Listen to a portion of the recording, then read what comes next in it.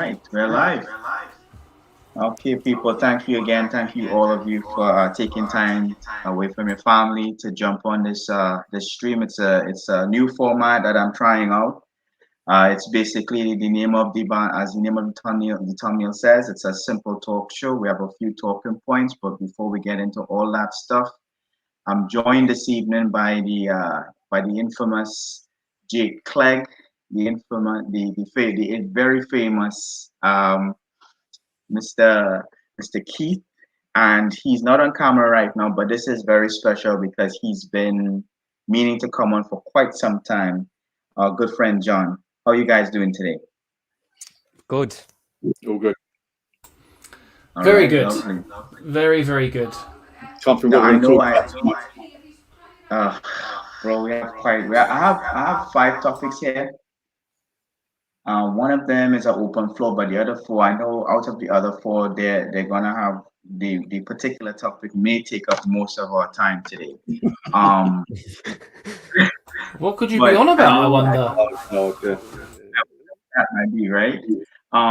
So I know a lot of our subscribers probably know exactly where to find Jake. But if you don't know, you can find him on his channel. We are the Arsenal, and you can also find Keith at Mostly Arsenal with his YouTube channel. But John, even though they can't see you, let the people know where they can find you. You can find me on Twitter at John Jordan 2021. I'm in the middle of making a YouTube channel at the moment, but the last couple of weeks I've been busy. But when it's up and running, I'll be sure to get it out Lovely. there. And it's a privilege to That be is on. It's been a while. It's been too Yes, long. yes, it has been too damn long. But don't worry, you're here now. So guys, let's just dive straight into it. You know, the Aubameyang situation. I know this. I'm gonna get this topic out of the way because this may just take us the entire hour. I kind of scheduled an hour for the show. I don't want to take too much time for your families as well as mine. So how about we go? I'm gonna come straight to you, John. You being, on the show for the first time today. What is your opinion on Aubameyang being stripped of his captaincy? I think it sends a message, a good message. It shows the manager wants to be ruthless. And at times over the years with Arsenal, we've always been known as a soft club, soft players, soft manager. So in a way, I think it's good. It'll change the mental side of the players, but at the same time, with Aubameyang being such a character in the changing room, will players divide? Will they take Aubameyang's side? We have to wait and see. But for now, I think it's right. You need to send a message, and it does. But in regards to Aubameyang's future, it's not going to look good because this happened when he was at Dortmund. He was missing training and he wasn't turning up. And then when we went in for him, it got worse. So it's worrying. It's worrying because we've relied on him for years. And I think when we offered him the contract, we had to give him the contract because fans would have went mad. We would have went mad. He was scoring for fun, but it's backfired. So it seems. Okay. And you guys, Keith and JC, you guys feel free to jump in. I'm not just gonna, pass the hat or pass the ball to either of you to go ahead and speak. Feel free to jump in and say what you like. I kind of agree with you there, John. You know, his end time at Dortmund was a little different. He was still scoring goals, but this time it seems to be that the goals have dried up. He doesn't contribute otherwise if you think about it to the team. If he doesn't What you score, what he you guys doesn't do think? it. Yeah, if he doesn't score, he doesn't do anything. Lacazette, if he doesn't score, he'll hold up the ball. And I think our play suits playing Lacazette better because he'll hold up the ball and he'll put it out wide. Where Aubameyang out wide, he can run, but he's lost a lot of pace. Even when we were playing Norwich the time before they got relegated, like Grant Hanley caught Aubameyang up. Like Grant Hanley, the lad's about 40. What you guys think? I think it's disgusting the way he's been treated. No, I'm only joking. It's absolutely right that he's been stripped of the captaincy. I was hoping that he would kind of pull his finger out and come back in as one of the team and hopefully get back to form. But I don't see that happening at all. And John's absolutely spot on. Aubameyang, if he's not scoring goals, he doesn't do anything else. I'm completely unprepared for this show tonight. I've had a mental day, but I did a little while ago about how and this is just based on his goal scoring, how that has depleted over the 5 seasons. Like his first season, he was averaging a goal every 1.3 games, and that's gradually got worse. And he's now at a point where he's averaging a goal every 3.25 games. And even at his best, I think his second season was probably his best, he still only provided 5 assists. That shows what he does other than scoring goals. And like John's rightly said, Lacazette is the way this team is set up under this manager. He's entirely a better option than Aubameyang, and he seems to have a better rapport with the younger players who are all literally playing directly behind him as well. Yeah, I have to agree with the panel, Neil, if I'm honest with you. I think the first thing I want to say about the whole situation is I want to give Arteta some credit, because we've got such a reactionary fan base that when Arteta doesn't act on certain situations, the fans are so quick to jump down his throat and say, why wasn't he disciplined? Why wasn't he taken out of the football team? Why wasn't it dealt with? And then on the flip side, when he does deal with it, I've seen so much online today of people kicking off as well about why Aubameyang's been stripped of his captaincy, so on and so forth. It's the right thing to do. For a young manager, it's difficult to make these big calls in such an early part of his career, but it's definitely the right one, because what sort of example does it set the other players in the squad? Now, if we take ourselves back to the time when Emery was in charge of Arsenal, whether or not it's true, I don't know, but certain senior players were openly making fun of Emery at the club. Aubameyang apparently being one of those people. He's a big ego in the changing room. So it's a big call by Arteta. It's definitely the right one. And I think the other big question is, where does he go from here? Because he's had his ego smashed. He's been given a few days off. He won't be appearing in the West Ham game, from what I understand. And Aubameyang, I don't get the feeling that he's going to be the same sort of player that Ozil was, in the sense that if you don't play me, I'm getting paid £300 a week or whatever it was. I'm going to sit on the bench, see my contract out. Thank you very much. See you later. Aubameyang likes to be the centre of attention. He likes to be the main man. And I don't think he's going to get that treatment anymore at Arsenal. So I'm not saying he'll be off in January, but the fact that he's been given a couple of days off and his agent has posted all sorts of stuff on his social media page, I wouldn't be surprised if we started seeing more rumours now around Aubameyang as close as January. But that's my 2p's worth at the moment. I agree. If he does stay, though, it could work out to be the best thing, because him getting the captain armband put too much pressure on him. We relied on him for goals, and then we gave him the captaincy armband. He's not vocal on the pitch. Off the pitch, he's not. You see him, what he puts up on his Instagram and Twitter. He's not a leader. And the only thing I want to see with Mikel now is I want to see him act on all players. Any players that aren't doing what they're meant to be doing, do it for everyone. Discipline all of them, not just one player. Yeah, he needs to back it up agree. now. I agree with where you're going. I agree with where you're going there, John, because there seems to have there's preferential treatment. I don't see the same kind of treatment going towards Xhaka. Well, if you see and he's when done.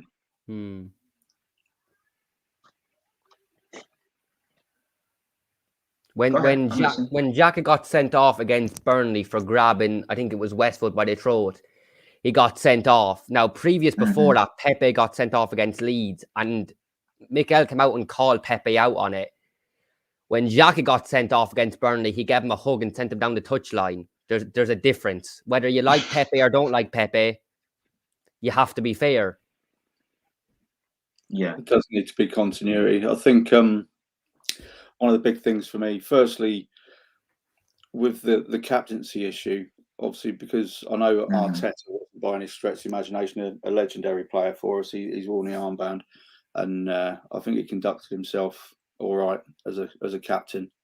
So he understands a little bit what the armband means to the club and to us and to the previous incumbents, the guys that have worn it before. But someone made a really good point today. I'm not going to name them because it's quite a big Twitter account. It's not really somebody that I like or agree with normally. But he said that this could be a bit of a watershed moment where the players will have a new respect for Arteta for making, what we all agree is the right decision, or he could lose the dressing room depending on the impact that Aubameyang has in that dressing room. Now, reading between the lines, I think the conduit in this whole thing is going to be Lacazette, because obviously him and Auba have this great relationship, but I see it that Lacazette has a better relationship with the younger players.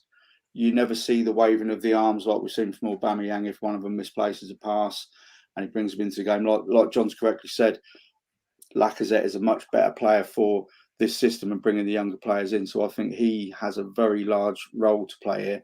And we'll probably get the first signs of seeing how it's going to go tomorrow night with what sort of reaction that Arteta gets from his players. Is it going to be another, the players didn't follow my game plan, or is it going to be right, the players are all over this and they're doing everything he wants them to do? We will see. Mm-hmm. Yeah, but I'm gonna try to poke the bear here a little bit. Don't y'all feel as if this type of stuff should have been kept behind closed doors instead of being made public? Like, what's the need of coming out? And airing the history of the club. Originally, they said nothing. It wasn't until Auba dropped his Insta post with the tattoo, and then they came out. And they must have. Somebody else made a good point. They must have known that this was going to happen. I mean, in my opinion, this should have happened in the summer. It should have been passed on to someone else in the summer. But that's just my humble thoughts.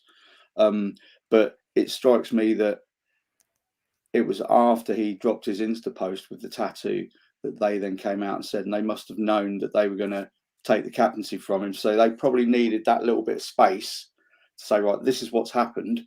So then everyone's kind of prepared for it. We all knew it was coming. Just didn't know when. That's kind of the way I see it. They could have kept it quiet. But, it's not his first time. They've probably got the right ump with him. I would have as well, to be honest with you. I'm glad they've come out and said it, because as fans, we've always asked for communication from the club. Yeah. Now that we get communication, there's fans complaining about it. So it's only right they come out and address the fans, because we need to know what's going on. Yeah, no, I agree with you, John, on that one as well. I think Arteta and the club have gone about it in the right way, where they haven't shared the finer details of the situation. I don't know if you guys have seen the press conference today, but as journalists do, they pressed him pretty hard on trying to get the finer details of what those conversations were all about between him and Aubameyang, and he wouldn't comment on them. The club have come out of a statement, the fans know, the players know, and I think that's how it should be. There's a message there that's been given to the fans. We know what's going on. Whatever's discussed behind closed doors is fine. It's just when they don't come out and say anything at all, that's when it's frustrating. But I am glad that they came out and said something today. Yeah, with what's been said, I think what he's trying to do now is trying to move past from this Aubameyang issue and put the focus now on football. Like, the club came out, they said what they had to say, they stripped him of the armband. Now it's just a matter of who the armband is going to go to, which is going to be my next talking. In all things, with all our players that we have, who do you guys feel, whether it be interim captaincy, or we just going to give it to a brand new captain and he's going to be the captain for the club going forward? What do you guys think? I think what I want and what I think will happen are two different things. I would like Arteta to take the next couple of weeks to see how the squad reacts before choosing a captain. There's some fairly obvious candidates. However, I have a funny feeling that he will wait, based on what he said in his conference today, he will wait until the end of the season before picking his new captain. And the reason for that is this is only Gabriel's second season at Arsenal, and he's still learning the language. Kieran Tierney, who will also be a candidate, will need to prove that he can stay fit and show a consistent run of games. Martin Odegaard will have only been at the club for a year come January, although he is captain of his country. And then we've got Aaron Ramsdale, who's been ever so passionate, shall we say, but he's also only been at the club for a very, very short period of time as well. So I think personally that it will be a little bit of an audition between now and the end of the season between those players to maybe prove a bit of a point. And as Arteta said, there's this leadership group that's already formed that consists of Lacazette, Granit Xhaka and Rob Holding. As painful as it is to say that. But the big question is... The big question for me is on this one... Yeah, so the original group, I can't remember who the fifth player was, but there were 5 players. Obviously, one of them was Aubameyang. But only 3 of those players are now left at the club. My problem here is... It's always been between Lacazette and Aubameyang who plays up front. Now, depending on what happens with Aubameyang and whether or not he features in the side, the one player that will feature every single week for Arsenal between now and the end of the season is Granit Xhaka. I'm off. Bye, lads. Right? I do not want this to happen. The uproar I have seen on social media today, because it's just all you're doing. Like, I don't think he deserves the captain armband at all. I don't want him at the club. I don't think he's good enough to play for Arsenal. But just connecting the dots based on what Arteta said today in his press conference, it's very clear to read between the lines that if Lacazette isn't playing up front, when was the last time Rob Holding played a game of football? I think it was the first time since the Man City game. The first time we saw him was against Southampton, and the only reason he came on was to protect Gabriel, who was on a yellow card, which was the right thing to do. Yeah. So I wouldn't give it to Laka though, because his contract. If he had a long-term contract, I'd give it to Laka. But you can't let someone be captain when there's. I don't think this is the thing. I don't think that Lacazette will be given, as in physically named as the club captain, because currently he is named as the vice captain for Arsenal. So if Aubameyang stays at the club until the summer, for example, it will just be a case of, well, Aubameyang isn't playing, so the natural next step is to give it to Aubameyang. It's like when they come on and off for each other, they always swap the armband before it gets to anybody else. So, as I said, I'd rather give it to someone in the next few weeks, but that's just the way I see it unfolding. I think if Laka is leaving, and which is, go ahead there, Keith. No, it's all right. Go on, you going first, mate. I was just about to say, like, I mean, if Laka is vice captain and he is going to leave, come the summer, make him interim. He does have that captain feel to him as a player. He really rallies the team. He pushes the guys, the younger ones. I mean, second to Aubameyang, I'm sure he has a good presence in the dressing room. He clearly is not afraid of, like, showing his passion for the club. He shows it. So I mean, just a thought, throwing that out there to you guys. What do you think? How will Lacazette? How will Lacazette react to this? Because let's not forget he's close with Aubameyang, and now Aubameyang's been stripped of this. We'll find out tomorrow night, I think. Like I say, he could be the conduit. It could go either way, and he could be quite a large influence in that. I think the big thing for me, if the fan base has eternally been split on what they think of Arteta, but if he does give this to Granit Xhaka at any point, I mean, I don't think he should even be included in this leadership group. He shouldn't be anywhere near it. I agree with Jake. He shouldn't be anywhere near the club. He ain't good enough. But if he gets the armband back after what he did, and that's gone down in folklore now, and it will. People will still talk about what he did 20 years, 30 years from now. If he gets it, Arteta will lose an awful lot of credit in the back. It'll be the end. A lot of people. Yeah, it could well be. Could well be. Yeah. The problem you've got with that, though, is it's I think he'll lose respect and credit from the fan base, but it depends on what the players think of the situation, isn't it? And that's the worrying thing, because Granit Xhaka, when he originally got the armband, he was voted as the club captain by his peers. And obviously Arsenal have signed a lot of players since then, and a lot of other players have gone. But we'll never know.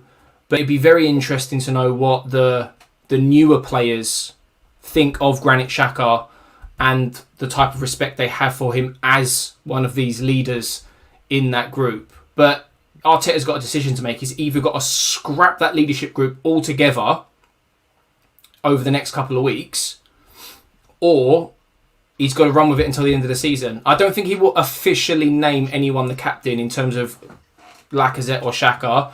I think he's more likely to just leave it, not make anything of it until the summer, if he is going to wait until then. I don't think he's going to come out and say, right, Lacazette is the new captain or Xhaka is the new captain. He's more likely to just leave it alone. Otherwise. Yeah. Having no captain is better than having Xhaka as captain. So I think he'll just leave people like Lacazette and Xhaka pick it up as part of that leadership group, depending on who's playing.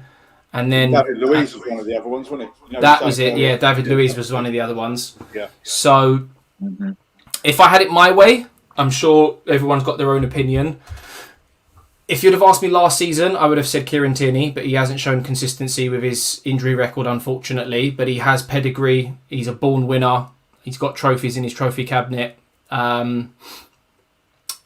I would pick him if we wait until the end of the season and he can show consistency. I'd go with Kieran Tierney. But if you had to ask me who would pick right here, right now, based on the current squad, I'd go with Gabriel. 1,000,000% agree with you there, Jake. Yeah. I've got a gut feeling that Martin Odegaard is going to be wearing that captain armband. Yeah, right. I don't know why, but that's just a gut feeling. But I wanted to, just on a side note, I wanted to ask you guys. I know Rob Holding made a bit of a debut against Southampton, but who had a bigger impact, Rob Holding or his hairline? His hairline, definitely. His hairline. He made a bigger comeback than Henry in 2012 with that haircut, mate. I wish the judge was on for that one. He would have definitely been equalized on it. So with everything going on, I'm trying to move on to the other points now. I don't want to spend too much time on everything.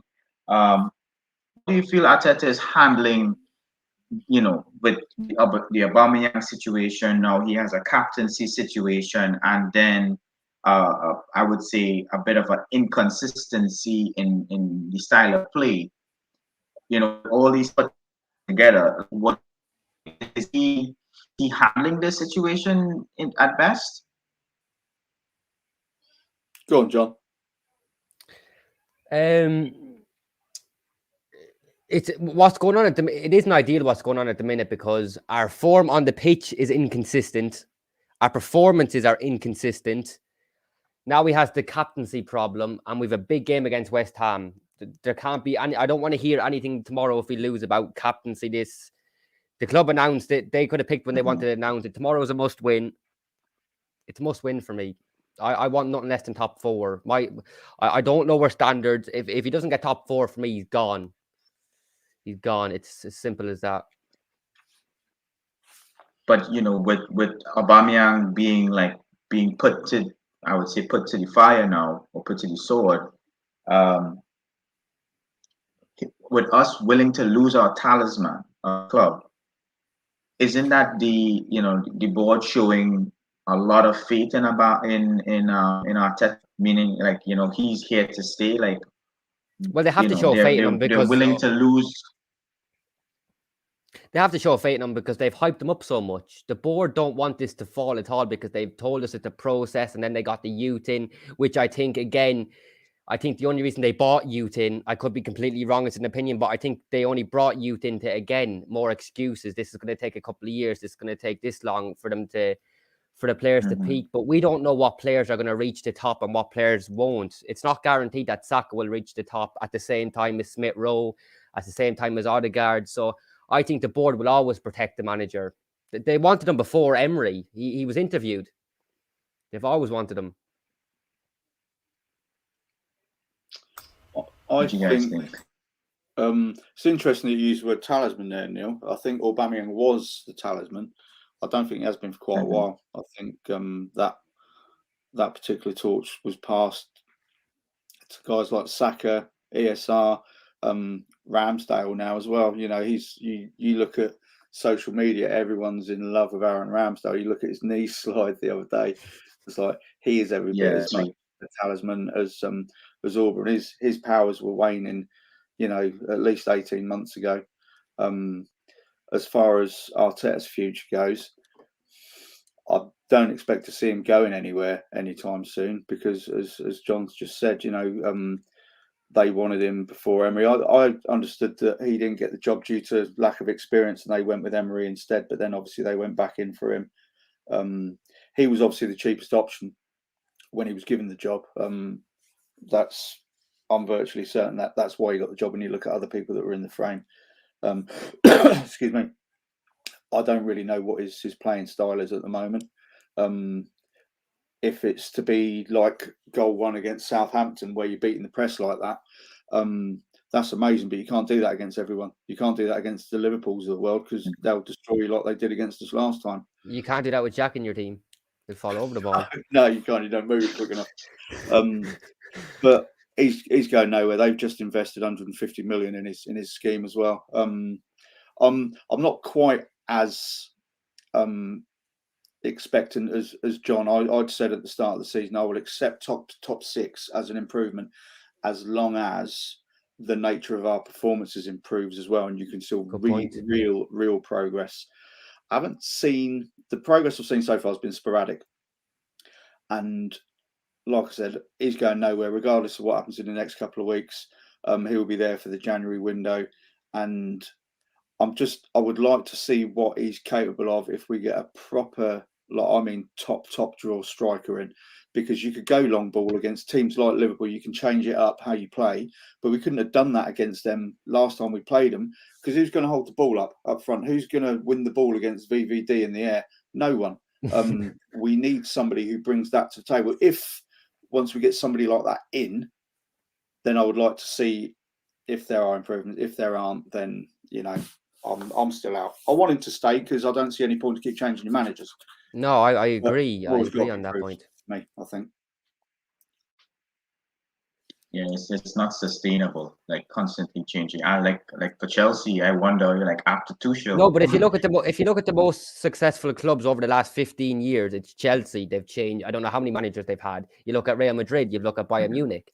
So I agree. Change. I never want the manager to fail of Arsenal anyways. It don't matter who it is. I want them to succeed, but you can only go so far with a manager, and I don't know our style of play. One game I can see it, the next game I can't. We score a goal, we sit back.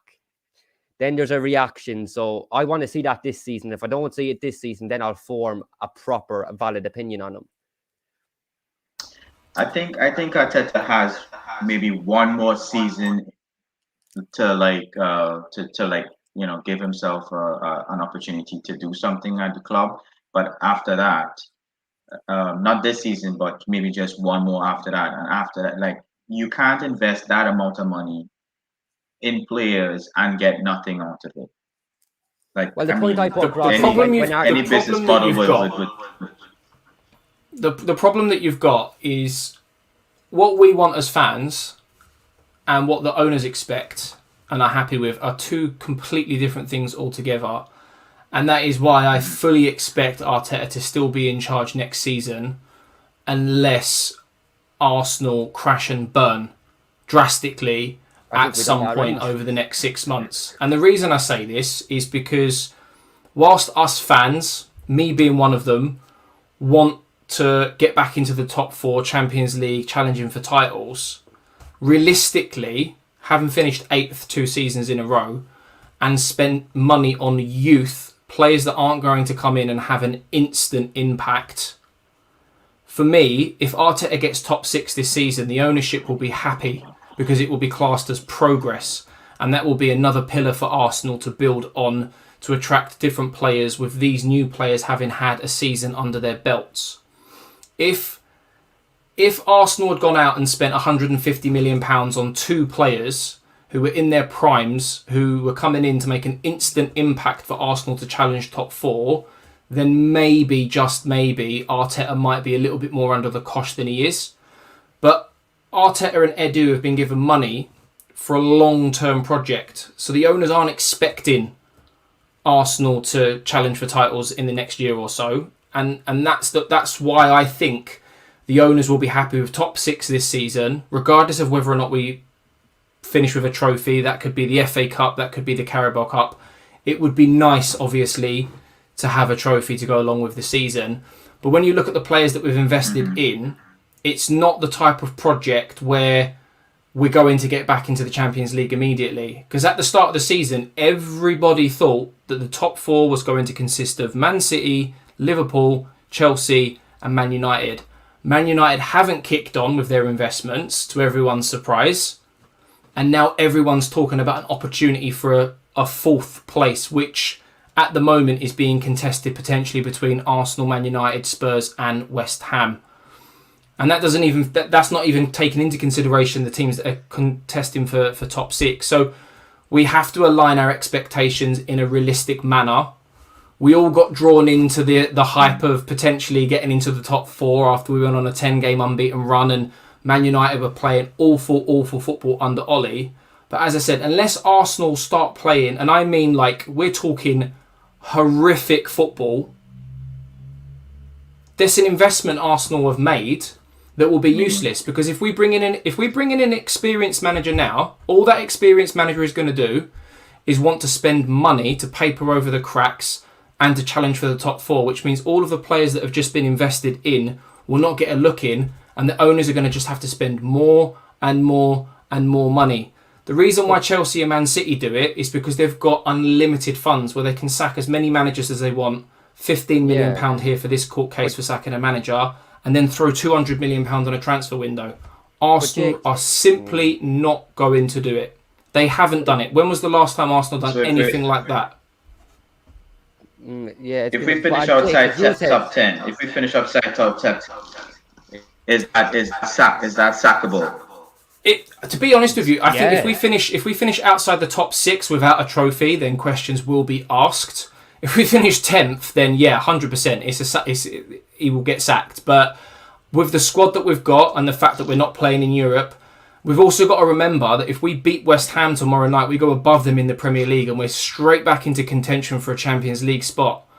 So whilst all the fans are going nuts about Arsenal losing to Liverpool, Arsenal losing to Everton, we're still in contention for a top 6 place. But Jake, as you said if a new manager comes in, he'll have to paper over the cracks, and there's the new players that Arteta got he won't like, but if they're good enough, surely he'll want to keep them. So where's the problem? The problem is that we've got players who are learning. That's the problem. An experienced manager, he can help them grow quicker, because Arteta needs to go out on loan. He's learning himself.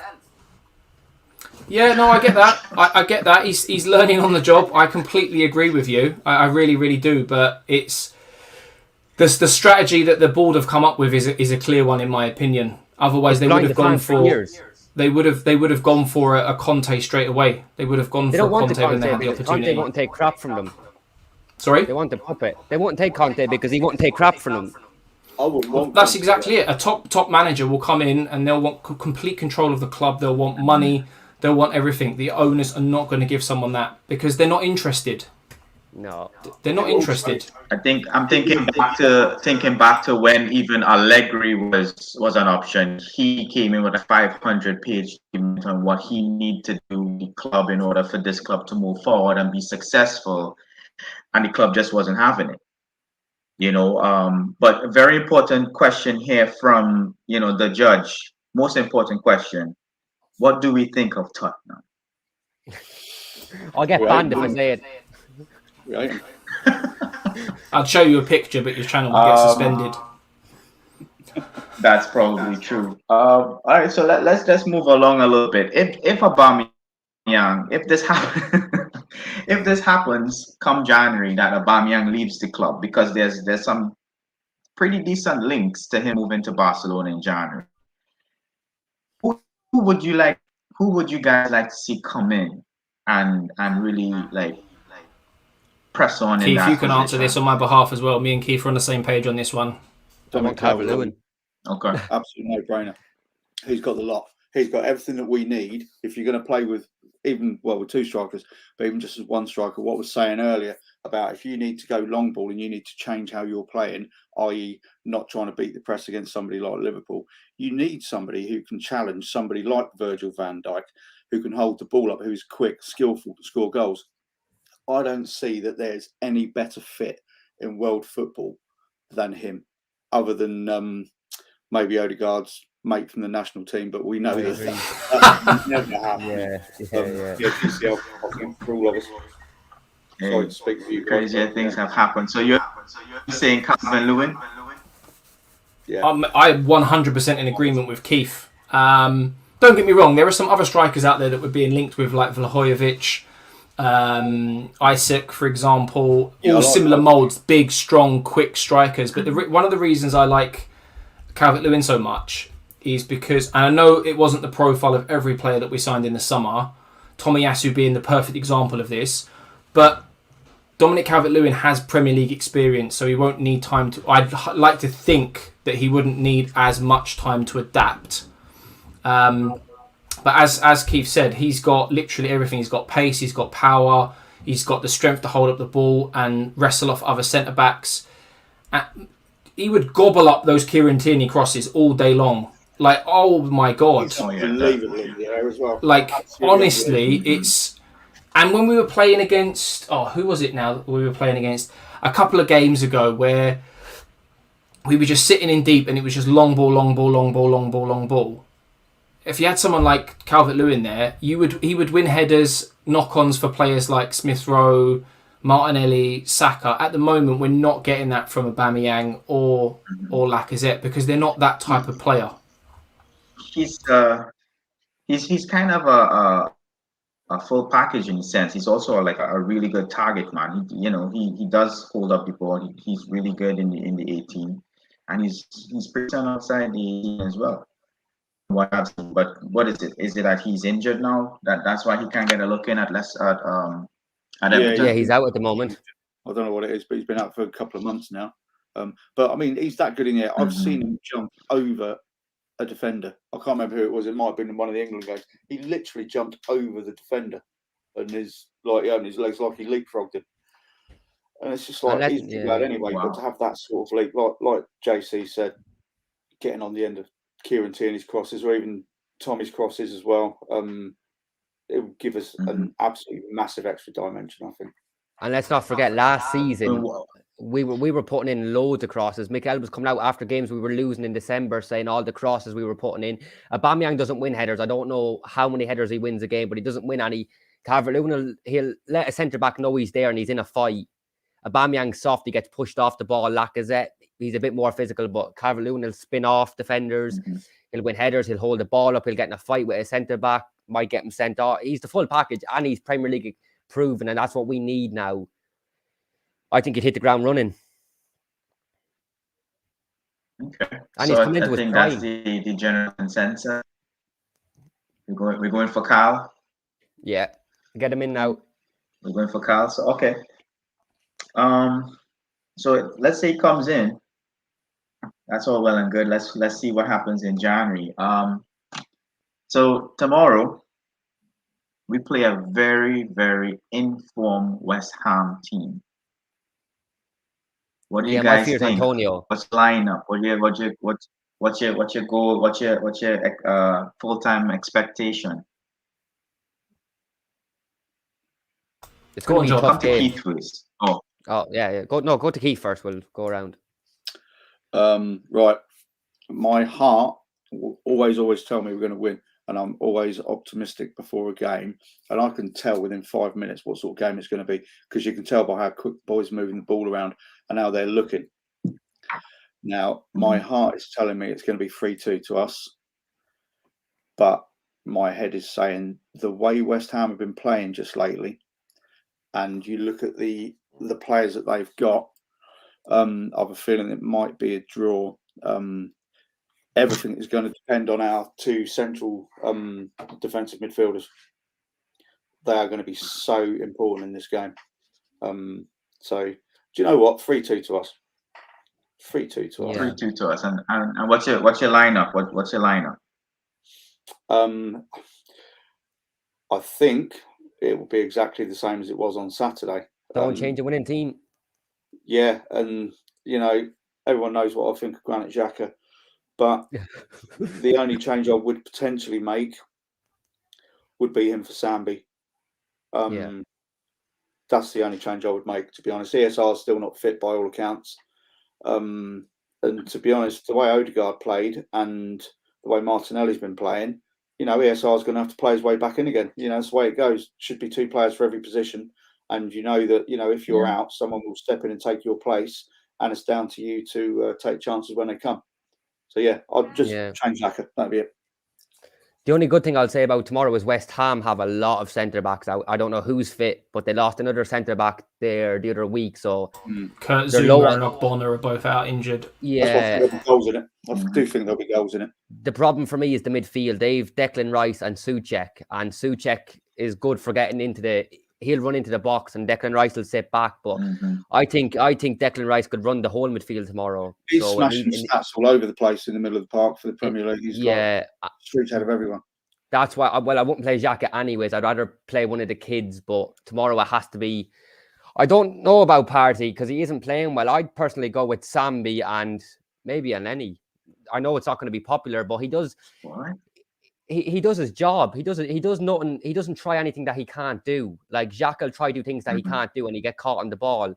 And then he plays safe, sometimes too safe, but I'd rather someone play safe than have Xhaka running around trying to turn and getting caught on the ball. Because they'll have probably Bowen one side, Benrahma the other side, and then Antonio, which is going to be a handful. Like, even him against Van Dijk, he barred Van Dijk off the ball. Antonio's a machine. Come to you next there, Jake. What do you think? I'm going to go with a 2-1 Arsenal victory. And that's mainly based on the fact that they're 2 centre-backs who've been unbelievable for them this season. Kurt Zuma's been a top signing. Fantastic recruitment there at West Ham this year, generally speaking. But the one thing I will say is that Partey has been awful of late. But I know we played a crap Southampton side who are down at the bottom of the league at the minute in some really bad form. But there were some glimpses of improvement in Partey. Now that he's played 2 games on the bounce with Granit Xhaka, and as much as none of us are a big fan of Granit Xhaka, they seem to bring the best out of each other. And going back to last season, everyone always said that it was those 2 that needed to play in midfield. The only change I can see is Sambi coming in for one of those 2. But I agree with the lads. Like, don't change your winning side. ESR's definitely got to make the effort to get back in. But it's a great substitute if we're chasing the game or someone picks up a knock. To have someone like ESR on the bench to come into the game is a really, really, really good option. And interestingly, Pepe came on against Southampton. So with Aubameyang no longer in the frame, is he another person that we might start seeing a little bit more of over the next few weeks? Because Saka's looked tired. Martinelli's played, 3 games in a row now. I can't remember the last time he played 3 games in a row for Arsenal. So our wingers could potentially get tired against a resilient West Ham who have dropped points. They drew 0-0 at Burnley, which is obviously a really, really tough place to go. But they also lost in the Europa League midweek. They were true. They rested for that, though. Yeah. But it's the mentality, isn't it? It's the psychology behind it all. So I'd say if there was a good time to play West Ham, it would be now. They've got injuries. They've dropped points. We're playing at the Emirates. Their record at the Emirates isn't great. So, but saying that, the last time we played West Ham was we were 3-0 down at half time, and they 3-0 down after 3-0 by the end of it. We came back. So the old ticker in the chest could probably do without that. But yeah, I'm gonna go 2-1 Arsenal. 2-1 Arsenal. Okay. And I have my good friend here, Judge, coming in. He says he's realistically going for a 2-2 draw. But I'm going to be optimistic and hope the North London derby Arsenal shows up for a 4-2 win. For myself, I'm going for a 3-1 win for the Arsenal. Um, I see Ramsdale in goal. I have our usual suspects at our back line. I am gonna start Carantini in this game. I need that stability in my team. I feel like he's a more stable, reliant person than Tavares. If you want to go gun ho and you want to go for it, you bring in Tavares. For my midfield, and I think this is where the game is gonna be won. It's gonna come down to our midfield, and in my midfield, I'm gonna go with Granit Xhaka and Thomas Partey.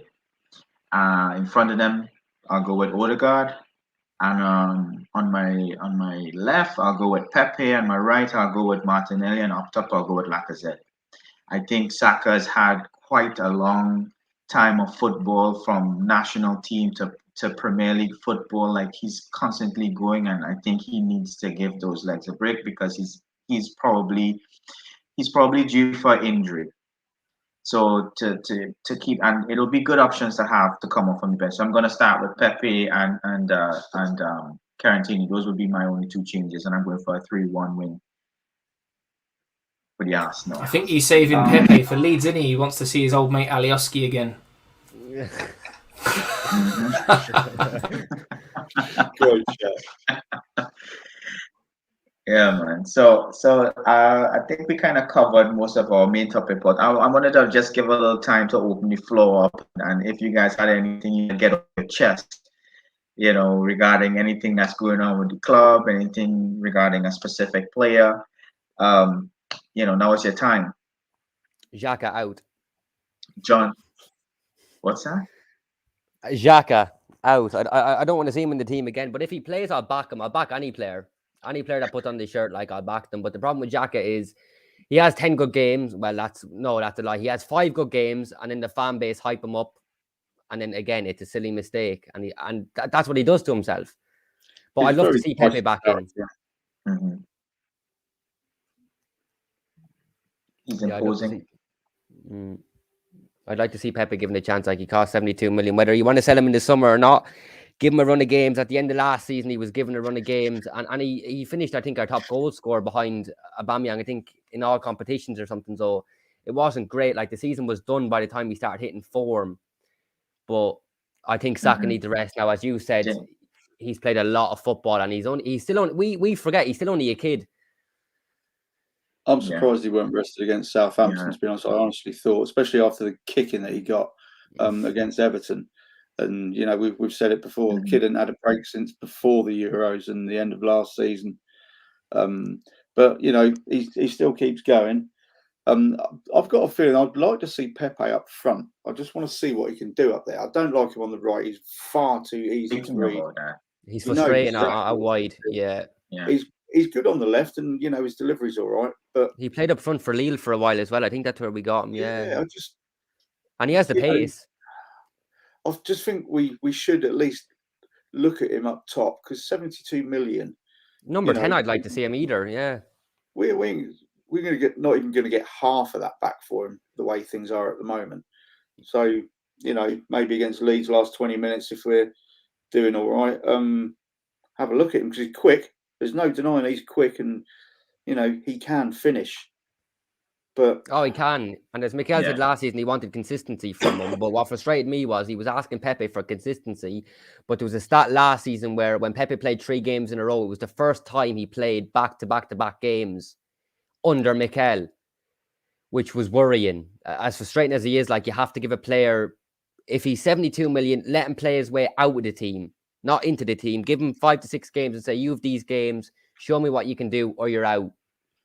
Yeah, and we're seeing the same with other players getting a run. Like Odegaard has impressed. He seems to have got gradually better with each game as he's got in. All right, Martinelli hit the ground running with that fantastic goal he got against Newcastle when he come on as sub.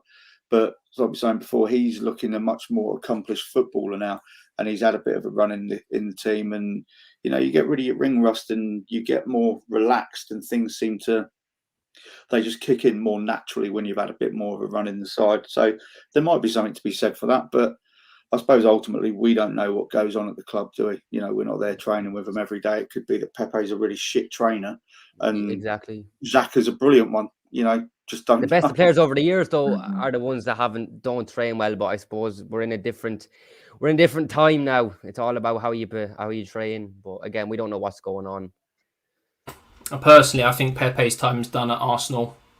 Arteta's had every opportunity to bring him into this side, and he hasn't. And then when you've got players as young as Saka, Smith Rowe, Martinelli, all chomping at the bit to prove a point so they could claim in the first team, Pepe's chance has come and gone, unfortunately. It's not like it's his first season or his second. It's his third season now. And I know he hasn't played a consistent run of games all of the time, but if Arteta fancied him, he'd be in the side, and he isn't. It's like we signed Willian last season. Willian was getting a game ahead of Pepe, and he was awful. One of the worst signings I've ever seen Arsenal make. And he couldn't get ahead of him. And he was one of our top goal scorers last season, funnily enough, Pepe. So unless Pepe turns into one of the best players in the Premier League between now and the summer, I can't see him staying at Arsenal. He'll be used as a rotation option in the Cup to cover injuries. And me and Keith spoke before, it might be a case of shop window job, so that we can get at least half of our money back for him. Apparently Arsenal offered Pepe and a few quid for this Swedish fella to Juventus, and they just flat out said no. They were like, no thanks. So that tells you, obviously it's just a rumour, but that tells you everything you need to know. Yeah. There's potential there with Pepe. Yeah, absolutely. I did see a really funny, I was watching, do you ever watch the Highbury Squad? Yeah, really good bunch. Yeah, I was watching that the other night. I can't remember the guy's name, he's got long hair, but he was asked how he reacted when he saw Pepe coming on, and he said it was like his granddad died about 10 years ago. He was like, if he was sat down and his granddad walked in the room, he'd be like, "Whoa, what are you doing there?" That's how he felt when he saw Pepe coming. The only other concern is Eddie keeps coming on lately. Yeah, Eddie's man. coming on over Balogun. One signed a new contract, a long-term contract, and one's leaving. Are the club doing it to try make money? But we rejected like 20 million, I think it was a summer ago, from West Ham. There was reports, it wasn't official. And it was the same way Maitland-Niles when Something that they're Wolverhampton probably wanted looking them. back on now in their heads. Wolves wanted Maitland-Niles. I think they offered 20 million. Yeah. We rejected it. Said we wanted to keep him, and then we didn't play him. I think the only problem we got with Balogun is, I love the player. He's obviously got a really, really, really high ceiling. I think when you look at someone like Saka and the way he broke into the Arsenal first team, it was mainly around injuries before he got his opportunity under Emery. The same thing with ESR. There was a lack of creativity in the side. The problem we've got with Arsenal at the moment, against Chelsea. So there isn't that. I wouldn't say that we're not scoring goals up front, but there are players that will play there, like Lacazette, Aubameyang, even Martinelli, Pepe to some extent as well. But when we look at someone like ESR, he went out on loan twice to Leipzig and Hoffenheim and Huddersfield. So he went and got the minutes that he needed at a senior level. I think with Nketiah, the only reason I can see why Nketiah is getting minutes over Aubameyang and Pepe as well is Arteta wants him to stay at the club, and one of the reasons he hasn't signed the new contract is because he is not convinced that he's going to get minutes for the first team. So I think it's Arteta's way of trying to convince him that he's going to get minutes, which is a little bit concerning because I don't think that he's the answer to our problems long term. I don't think Nketiah is going to be the answer to our problems up front at all. No, he couldn't hack that Leeds. None of that. We don't. All this. We don't want none of that. No, he ain't calling for any goals. He's calling for a lift home, but That's if it. Balogun was going into a side that's free scoring, then I think he would have a better chance. But as we're not free scoring and we're not really creating a lot, his development will suffer if we brought him in now. He needs a loan. He needs a loan at a decent Championship side. Somebody who's playing. It'll bulk him up the Championship as well. It'll bulk him up physically. It definitely will. Yeah, you're absolutely right there, John. But he's not learning anything in 23s. You know, he's breaking records left, right, and centre. He's too good. And he's he's tearing it up down there. yeah, he needs to do what ESR done. When ESR went to Huddersfield, they were towards the bottom end of the table, and he went in as one of the best players in the squad, a player that they kind of looked to for creativity and answers. If he can be that type of player for like a bottom half championship side, then it's absolutely perfect. But he needs to get minutes. No point of him going to like a Bournemouth or something like that, where he's just going to sit on the bench. There's just no point. Mm. Absolutely. Well, guys, I think if that's it, if you got nothing else to say, it in 50 minutes. Other than that, I do want to say thank you guys again for sparing me these minutes and taking time out of your day to come on and have a chat. Hopefully, we could do this again and have another talk show. Maybe we could do it once a week or twice a month. Whatever your guys' schedules are like. Hopefully, we can get the judge on as well. It would be great to have all 5 of us on here. We've never really had that. So, Keith, Jake, John, thank you very much. And to everyone, have a good night. Yeah. Take it easy. Thanks for having us on. Take it easy, Much boys. appreciated. See you later, chaps.